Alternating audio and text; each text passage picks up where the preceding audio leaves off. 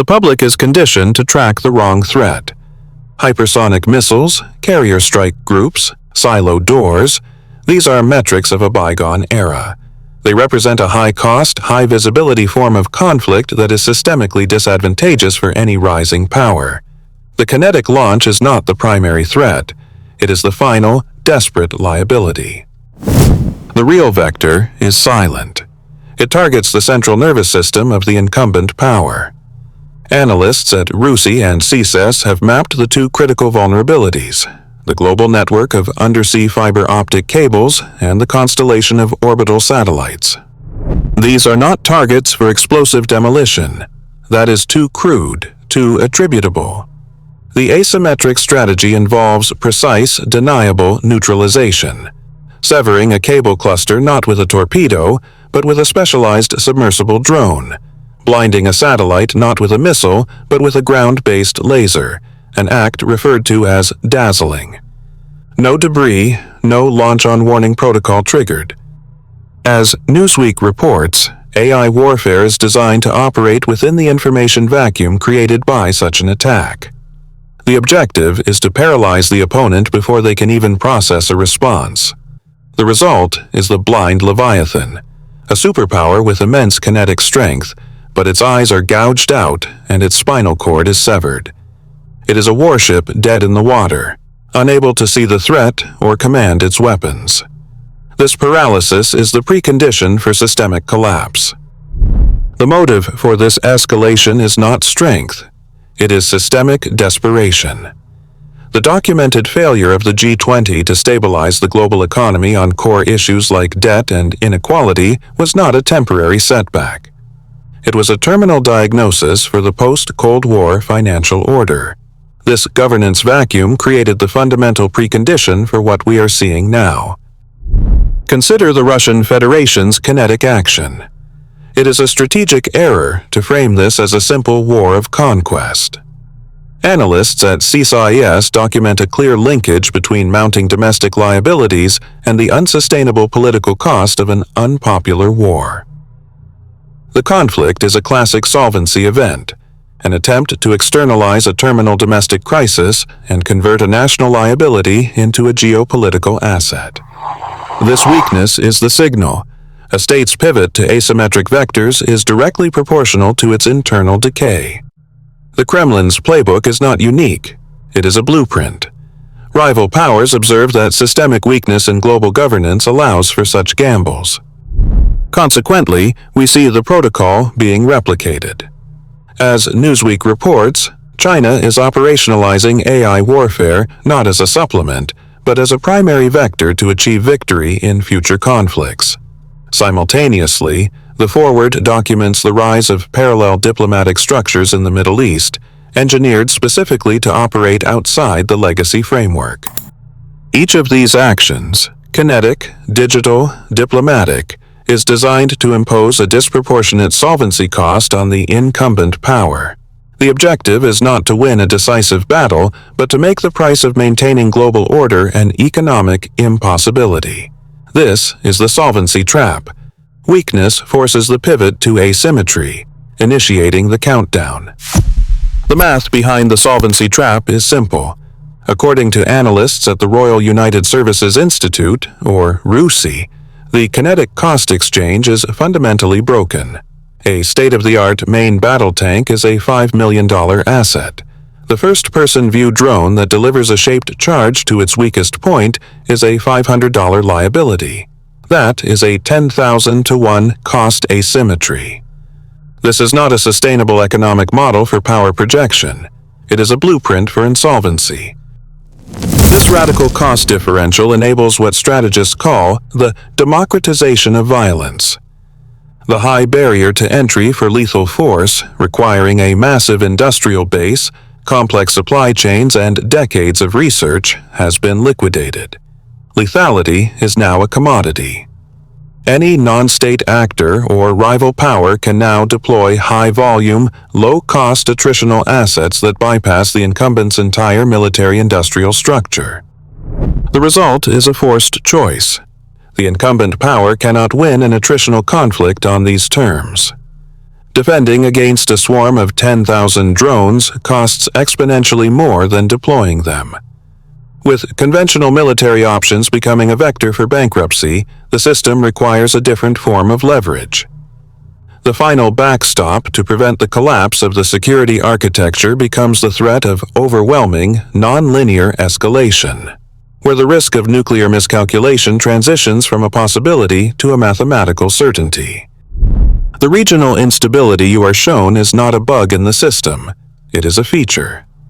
While legacy institutions like the G20 document their own failure to manage global debt and inequality, they simultaneously create the foundational precondition for the next stage of conflict, the gray zone. These zones of instability are not crises to be solved, they are laboratories to be exploited. Within these laboratories, rival powers field test their most potent asymmetric vectors. CSIS analysis confirms these are staging grounds for non-kinetic warfare. Newsweek reports that China, for example, is operationalizing AI not for a future war, but for the current one, a war of cognitive dominance and systemic sabotage waged within the borders of these destabilized states. Simultaneously, these gray zones serve as the nurseries for parallel diplomatic and financial structures. As reported by The Forward, quiet shifts in the regions like the Middle East are not isolated events. They are the blueprint for a post-dollar architecture. New alliances are forged, not with treaties, but with bilateral trade settlements and shared liquidity pools that bypass the incumbent power's control entirely. This two-pronged strategy, AI warfare and parallel finance, is designed to create a solvency trap. RUSI analysts identify this as a core objective. The incumbent power is forced to choose. Either spend trillions on conventional military deployments to police these proxy labs, an unsustainable kinetic cost, or cede influence and watch its economic leverage evaporate. Both paths lead to systemic insolvency. The failure of the G20 was the authorization for this strategy. The regional instability in places from South Africa to Canada, flagged as internal risk, is merely the testing environment. Unable to win a war of 1,000 cuts in these gray zones, the incumbent's only remaining lever is vertical escalation. The final protocol becomes threatening a direct kinetic strike on the sponsors, not the proxies. This escalates the risk of a launch-on-warning miscalculation from a possibility to a mathematical certainty. The final backstop to systemic collapse is not economic. It is kinetic. To understand the endgame, you must understand the nuclear protocol known as launch-on-warning. Analysts at RUSI and CSIS have documented this for decades. It is not a policy of aggression. It is a mathematical response to the physics of hypersonic and ballistic missiles. Once a launch is detected, a nation has mere minutes to launch its own arsenal before its silos are liquidated. Waiting for impact is not an option. It guarantees strategic annihilation. This protocol, however, contains a systemic vulnerability. The entire system is predicated on the integrity of sensor data, radar, satellite, and cybernetic intelligence. As rival powers weaponize non-kinetic vectors, as detailed in reports on China's use of AI warfare, they don't need to launch a physical missile to trigger the protocol. They can launch a digital one. This creates the fog of digital war. A targeted cyber attack blinds the early warning system. The screens go black.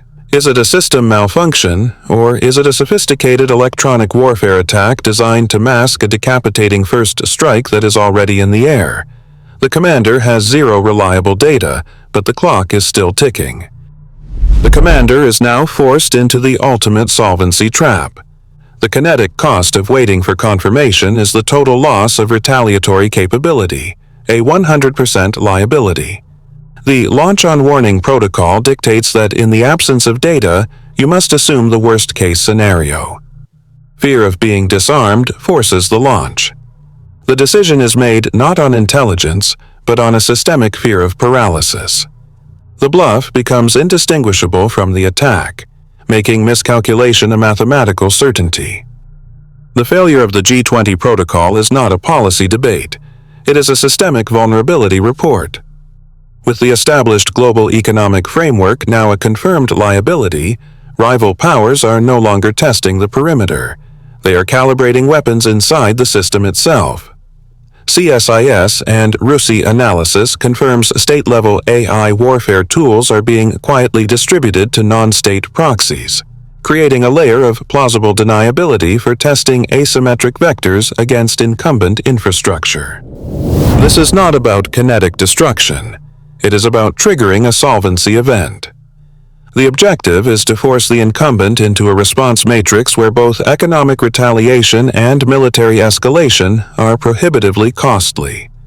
This is the blueprint for the solvency trap. The initial phase is not an attack. It is a calibration shot, engineered to be attribution impossible, to measure the system's exact breaking point and political paralysis. Therefore, the logical and mathematical certainty is as follows. Within the next 12 months, expect a coordinated data integrity attack targeting the logistics software of a Tier 1 Western container port. Not a power outage, but a 48-hour cascade failure of corrupted shipping manifests and ghost container data, creating a multi-billion-dollar traffic jam. It will be diagnosed as a catastrophic server glitch. It will be a declaration of a new warfare protocol.